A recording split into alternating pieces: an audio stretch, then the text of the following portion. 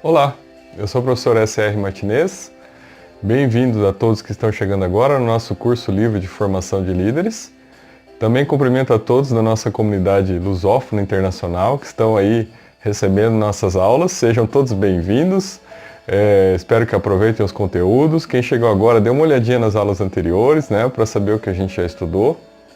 E hoje, na nossa 13ª aula, eu quero falar com vocês um tema interessante, que é a diferença entre autoridade e autoritarismo.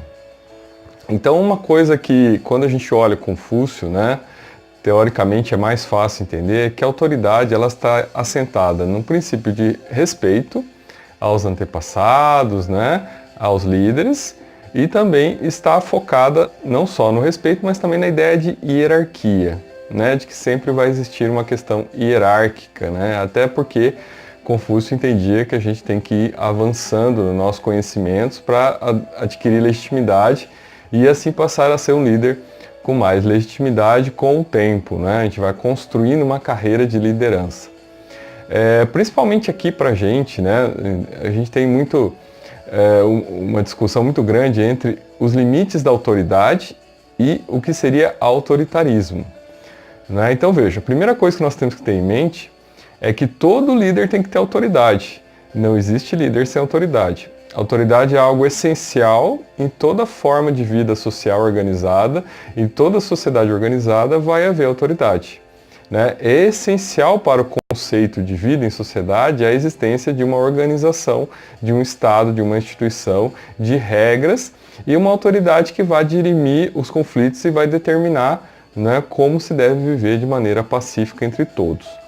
Então existe um pressuposto de que a autoridade deve ser exercida.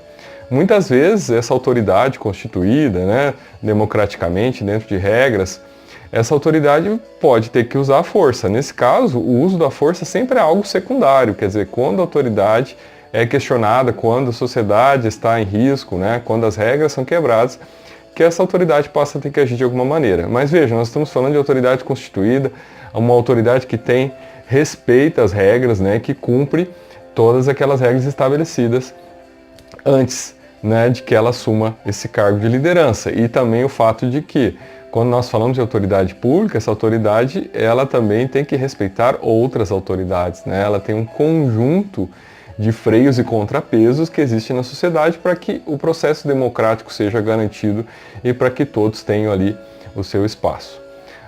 O que nós não podemos confundir é autoridade com autoritarismo. Então, o que seria o autoritarismo? O autoritarismo é o excesso, né? É o abuso. É quando essa autoridade constituída abusa do seu poder, abusa da sua competência e passa a exercer atos que contrariam a sua função, não é? Que excedem, né? Que transcendem para aquilo que ela foi constituída, para aquilo que ela tem de espaço de ação. Então, o autoritarismo é isso, é o abuso, é o excesso. Não é a mera presença da autoridade que vai caracterizar um autoritarismo. O autoritarismo depende, então, de algo que vai além, de algo que vai demonstrar que houve um abuso, houve um rompimento, houve quebra de regras, né? Houve desrespeito aos processos democráticos e também quando há uma tentativa de se mudar a regra para que este líder autoritário permaneça indefinidamente com o poder na mão. Aí sim a gente estaria confrontando um processo de autoritarismo, não é? Então veja, um líder ético, ele nunca vai seguir um caminho autoritário. Não é da natureza do líder ético se sujeitar a essas fantasias de controle, né? A esses transtornos mentais, a esses caminhos de megalomania, né? De paranoia, de necessidade de estar sempre à frente em evidência.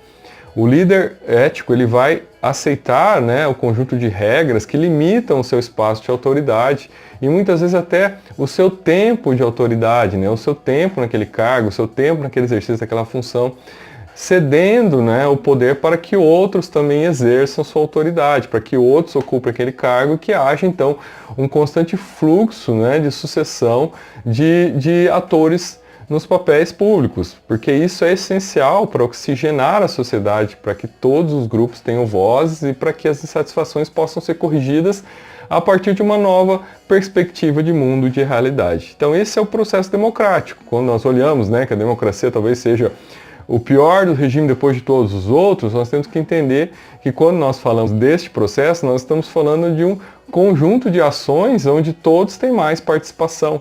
E o líder, nesse caso, o líder ético, esse líder que vai estar à frente do processo, ele vai então encaminhar, né, as coisas para que os limites sejam respeitados, dando exemplo e demonstrando por sua legitimidade, né, e sua coerência, como se seguir na liderança para que os demais que venham a seguir tenham aí um caminho, tenham aí um exemplo, tenham aí uma forma segura de proceder.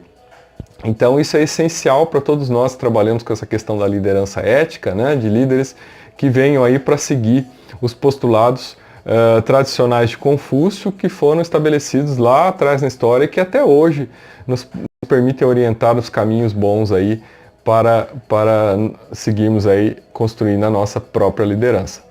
Recomendo a todos a leitura, então, da nossa aula, né, para que aprofundem mais e tenham mais acesso a conteúdos. E aguardo vocês aí na nossa próxima aula que virá semana que vem. Eu sou o professor S.R. Martinez, agradeço a presença de todos de nossa comunidade lusófona, sintam-se todos bem-vindos e eu espero que continuem aqui acompanhando nosso curso livre, nossa Escola Livre de Formação de Líderes.